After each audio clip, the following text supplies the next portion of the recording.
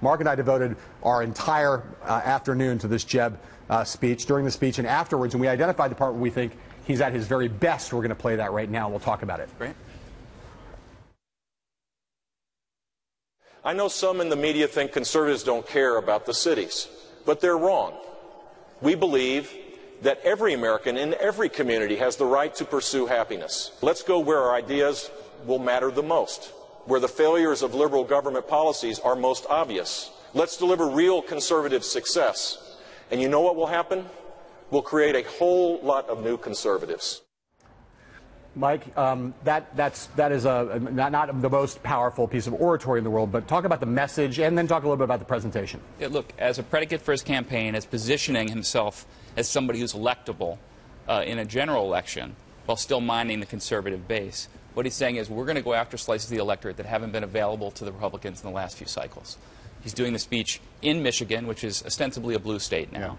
Yeah. But and in Detroit, which is really a blue city. A blue city. So it's a good message, but is that performance level, he's better than the Q&A, which we'll see in a second, but is that prompter performance level, is that good enough to get elected or not? My sense is he's going to have plenty of time on a prompter between now and when most voters well, are I understand, but I'm saying you would expect he would get better and he'd need to get better. He looks like he hasn't been giving major addresses in front of a teleprompter for a while, but certainly passable, and there's a lot of time left. And during the Q&A, which I know we're going to look at now, he was a lot more conversational and relaxed. All right, let's go to the Q&A. A lot of interesting and good questions during the Q&A. Detroit Economic Club, very sophisticated group of citizens. Let's look at an answer to the elephants in the room question, which is, how do you run as a Bush?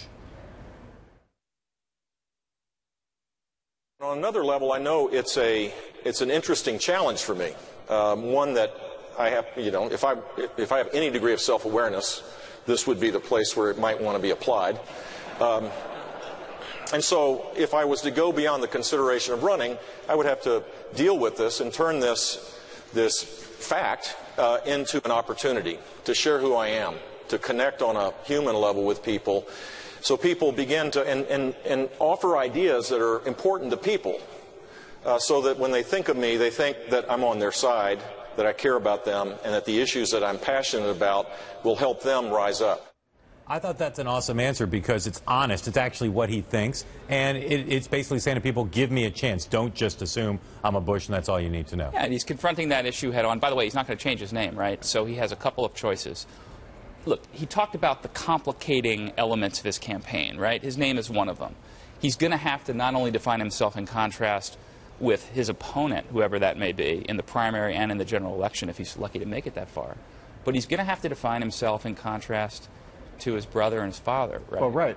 And so he's laying that all on the table, but that's something he knows going into it. So what do you say? Well, he's said a number of other things that were very warm and affectionate about his brother and about his father. His father everybody loves George Herbert Walker Bush, and you can say all kinds of great things about him. When somebody comes up to Jeb Bush and says, so what did you think of your brother's presidency? Let's talk about that. What's the right way to handle that question? Yeah, I mean, that is the essential question, right? My sense is he's going to do it not by taking on that question directly, but by rolling out a series of policies. But he's going to get asked it directly, sure. Right? I mean, he's going to get asked it directly on some occasions. What do you say when you're asked that directly? I think you say, I admire my brother, I admire his leadership. You point to 2 or 3 things that you agree with about how he handled his presidency, things that you can admire about him, and then you move on to talk about yourself. You define yourself as being a different candidate. I'm not my brother. Let me test a premise with you. My view is that's a guy being asked about sort of the biggest kind of bugaboo on him, right? I thought he was totally comfortable. And often you'll see a presidential candidate get asked about the hardest thing, and they start to get a little uncomfortable. Yeah. What did you think? Uncomfortable answering that or not? No, I thought he was comfortable answering it. I'm sure he's answered it plenty in conversations privately and in his own mind before even making a decision to lean into running. But he's got other issues which I would say are more complicated than just his last name. Yeah, and the speech actually laid out all of them today, right? He's got to run and position himself as electable in a general election, but he's got to keep one eye, if not 2 eyes, firmly planted on... At least 2 eyes. At least 2 eyes. Firmly planted on where the energy is in the Republican Party right now. And that's in a wing where he's going to have a tough road to hoe.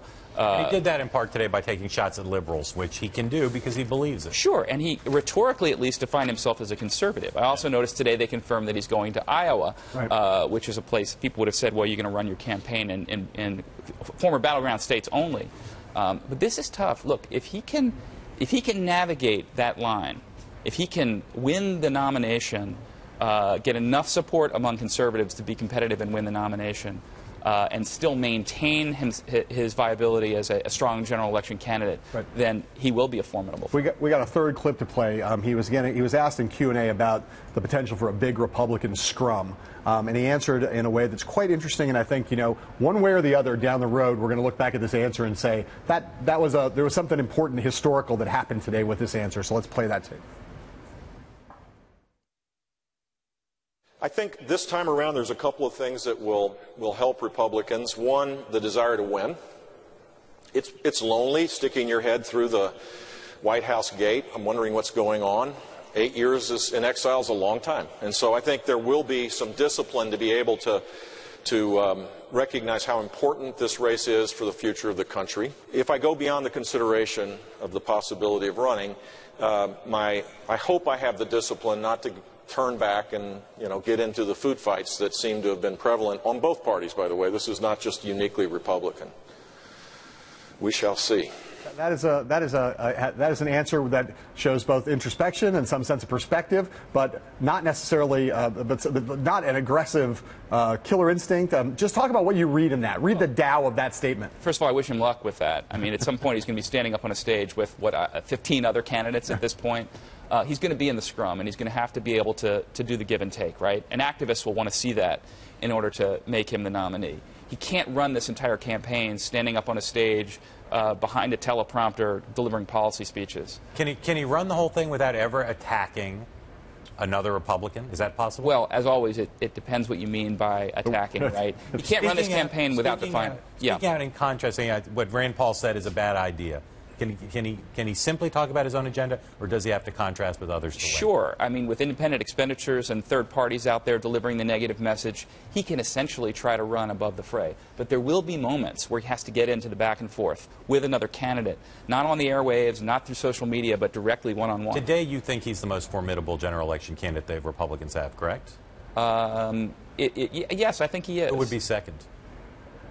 Well, that's a good question. I think Chris Christie is I'm here probably... to ask good questions. No. I think Chris Christie on paper is, but I have real questions about whether or not he can navigate the minefield without... As a flesh and blood candidate. You're from Philadelphia. People there have a traditional enmity and suspicion of people from Jersey, right? It's interesting. I hear a lot of people from Philly who have said, at least early on in Governor Christie's tenure, they respect his force of will and nature and is willing to take on enemies and opponents.